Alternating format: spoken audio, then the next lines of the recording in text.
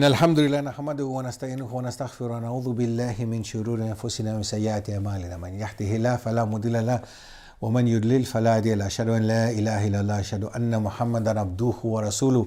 Welcome to the fifth episode of our exciting journey through Islam, through the history of Islam in the world, mashallah. And indeed, we're talking about the world. We have had our first three episodes covering Europe, the fourth episode, last episode, to the continent, to my favorite continent actually. We've been to my favorite continent, Africa, and now we're coming to my other favorite continent, the Americas, mashallah, North and South America, where we can basically, I can hear you thinking basically like, Islam in America, what are you going to talk about? Is it maybe the last immigrants that went there, the Arab immigrants who went in the 20th century to North America, to the US?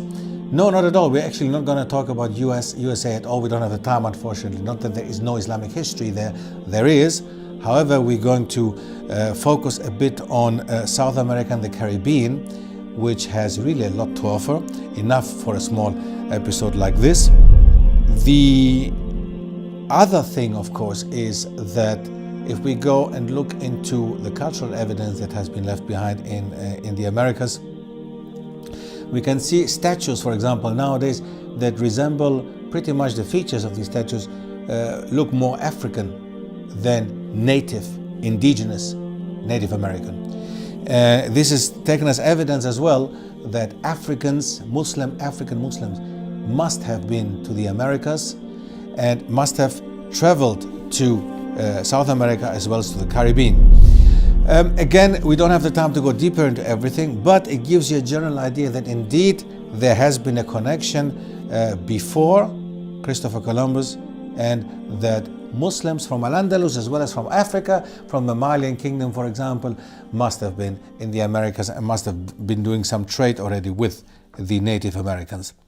After the Europeans arrived in South America and took slaves from Africa and took them to the Americas, many slave uprisings have happened in the 18th and 19th century in countries such as what is nowadays Dominican Republic, Haiti, the island of Hispaniola. And in the end, the French were defeated in Haiti, which is the first independent black nation in this world. And they gained independence as the oldest black republic in 1804, the world's first and oldest black republic, Haiti. The revolutionaries and the ones who played an important role with regards to these revolutions were Muslims. Most of them, if not even all of them, were Muslims. Why?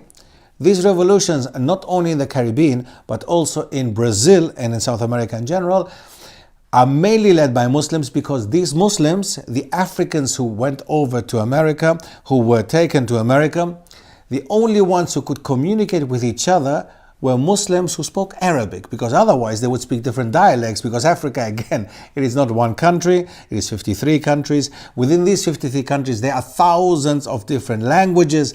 So people and the Europeans would take different Africans, they would not take from the same tribes, so they would not be able to communicate in order to set up a revolution. Whereas Muslims were the most educated ones, they could read and write, they could write and communicate in Arabic, and they were the ones who would communicate with the rest of the Arab-speaking slaves, the rest of the Muslims, and would be able to put up slave uprisings and revolutions. This even the Europeans later realized, and they actually forbade to take Muslim Africans later over into the Americans for a while. However, there were already many Muslims before, and they could organize revolutions. And until recently, even until the beginning of the 20th century, there were the last revolutions in Brazil, which were led mainly by Muslims.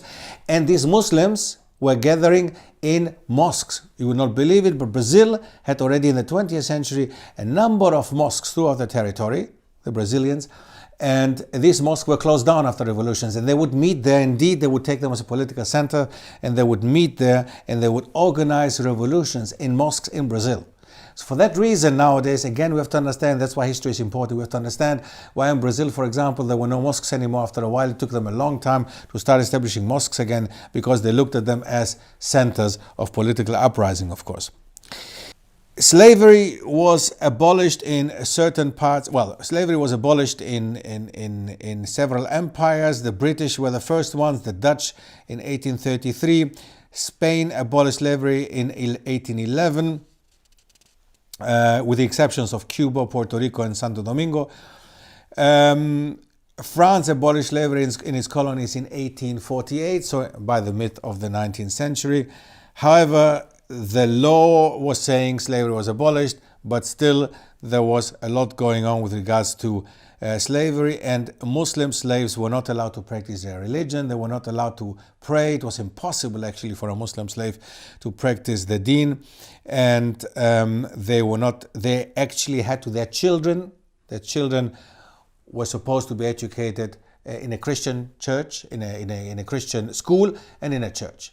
So many of them were even taken away, put in white families in order to be educated as Christians, or raised as Christians. And they had to accept that was their punishment, basically, being slaves. So that's something that they had to accept. They were brought up like this, that this is just simply how it is. God has ordained for African people to be slaves, okay, and white people ruling over them. That was the idea, and we should not forget why Jesus, right? Jesus, Isa alayhi salam, if we see the way that he's portrayed, blonde, blue-eyed, maybe even brown hair, and blue-eyed, white-looking European, which we all know is obviously nonsense. This is of course not true, but it's enslaving people also in mind. That is not only enslaving them physically, but also mentally. With regards to Islam, in the Caribbean, as we said before, there is a lot of assumption that Islam was there long before the Europeans arrived, and that it had spread all over the Caribbean. Even we can read in certain documents that were signed peace treaties, for example, between Europeans and between Spanish and Portuguese and Caribbean people. They would start with Bismillah ar-Rahman ar-Rahim. You can find them in museums in America nowadays, for example. You can find the peace treaty, certain peace treaties that start with the Bismillah ar-Rahman ar-Rahim, because they were signed between Muslim indigenous people as well as African people in America. If we look at certain maps that were established by the Ottomans in the 16th century, you can see that the famous navigator Piri Muhyiddin Reis made a map in 1513 which comprised the Atlantic Ocean with America and the western rim of the world. The other side of the world has been lost. Now, if we look at that carefully, this map is one of the first maps that exist in the modern world, 16th century, where we can see without him really having access to traveling or to discovering, to looking at the map from a satellite point of view, of course, the map is pretty close to reality. An important discovery about the first Muslims in the Americas are the Muslim explorers and tradesmen from the mighty West African, the Muslim Empire of Mali, who had already been to the Americas before the famous Malian ruler Mansa Musa came to power. Now, Mansa Musa was a Muslim who is considered having been the richest man ever living on this planet. The famous Arab geographer Shihab ad-Din al-Umari reported in his book that the Mandinga people, had sent out several vessels to explore the end of the ocean. Inscriptions, cultural and archaeological finds discovered in Brazil, Peru, and in the US prove that the Mandinga Muslims from West Africa had indeed used Brazil as a base to explore the rest of the Americas. There are many examples of the Mandinga script and descriptions of the cities in the interior of Brazil, in Central America, and in parts of the US. Interestingly enough, there is much evidence about Columbus and other European travelers and explorers referring in their writings to black people they came across in the Americas. He had recorded that Africans were trading with the inhabitants of the Americas. In the narrative of the third voyage, Columbus mentions that canoes had been found which start from the coast of Guinea and navigate to the west with merchandise. So, all this information that we have by Columbus himself indicates already that Muslims had been there before Columbus arrived, and he came in contact with them. He actually mentions this himself in his diaries. three interesting countries next to Brazil, which had the biggest intake of African people. The other three countries are countries of the Guyanas, as they are called. So the British Guyana, which is nowadays an independent country called Guyana, then French Guyana, which is still part of France, and Dutch Guyana, which is called nowadays Suriname. So all these three Guyanas had a lot of slaves, a big population, slave population, where Islam has even nowadays has become the biggest deen in the whole of the Americas, basically the biggest religion. If we're looking at 25% in Guyana, in Suriname, a massive amount of Muslims who run halal shops, who practice the deen, who have mosques all over the place. With the original African Muslims who came there as slaves, there were also the new arrival of people who came from in the Dutch colony, in Suriname, which was Dutch Guyana, people from Indonesia, which was another Dutch colony. So as we mentioned last time in Africa, we saw how Islam spread in South Africa due to the Dutch having colonized Indonesia. They expelled many Indonesian shuyukh and scholars to South Africa, and Islam spread in South Africa in that way. Now what they did with many Javanese people, they took them as laborers actually to Suriname, and that's when many Javanese, or that's why many Javanese, Indonesian people, as well as Indian people, until nowadays Muslims live in Suriname nowadays. In Guyana, because of it being a British colony, the British have a lot of Indian laborers that took them over. So for that reason, still you will find quite a big, more modern Muslim population in that part of the world, in the Guyanas. Suriname, again, is a very interesting country because the revolts in Suriname, again, like in Brazil, go back to Muslims revolting. And Muslims being the ones who wanted the independence and declared a jihad against the colonialists. There is a third country, there is Trinidad and Tobago, which used to be an English colony, home to around 100,000 Muslims, around 12%, a bit less than the other two, but these Muslims, Trinidad and Tobago, are a mix of Africans as well as Indian laborers from that time, and have established a strong community in that part of the world. In Guyana also, it's known for having Muslim politicians as well, interestingly enough.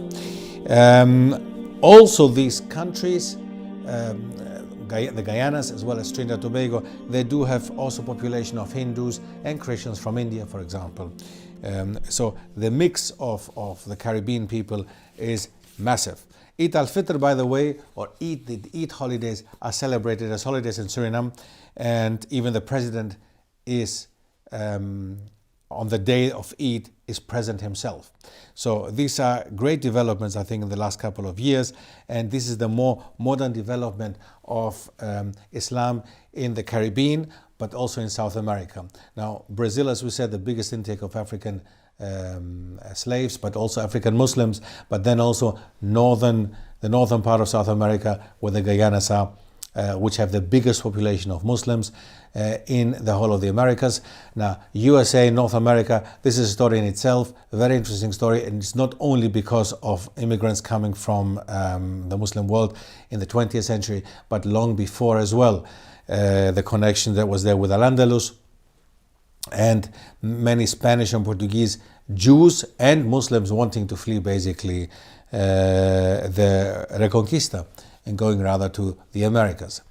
Now, again, we could go on and on with that, and the episode could be hours long, but we want to stop here now, and we want to make you think and want you to ponder over everything that you have heard. Jazakumullah khair again for your interest, and inshallah see you in the next episode. Assalamu alaikum wa rahmatullah. To find out more about the works of Dr. Stef Keris, visit his website at www.stefkeris.com or follow him on social media at Dr. Stef Keris.